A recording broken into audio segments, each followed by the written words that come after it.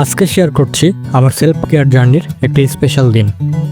সকালে উঠে চলে এলাম সেলুনে একটু মাইন্ডফুল রিফ্রেশমেন্ট আর স্কিন ও হেয়ার কেয়ারের জন্য। প্রথমেই শুরু করলাম হেয়ার কাট দিয়ে। একটা ভালো হেয়ার কাট শুধু লুকই চেঞ্জ করে না, কনফিডেন্স অনেক বাড়িয়ে দেয়। এবারের লুকটা একদম মিনিমাল আর ক্লাসিক রেখেছে। এরপর করলাম হেয়ার শাইনিং ট্রিটমেন্ট। এই ট্রিটমেন্টটা আমার ফেভারিট।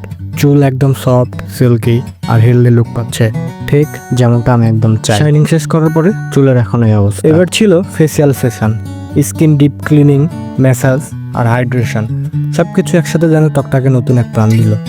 রেগুলার ফেসিয়াল স্ক্রিনের টেক্সচার আর গ্লো ধরে রাখতে খুবই হেল্পফুল। সবশেষে ব্ল্যাক মাস্ক। এই স্টেপটা খুব ইফেক্টিভ স্কিন পিউরিফাই করার জন্য। নোজ এরিয়ার ব্ল্যাক হেডস ক্লিয়ার করতে মাস্কটা দারুণ কাজ করে।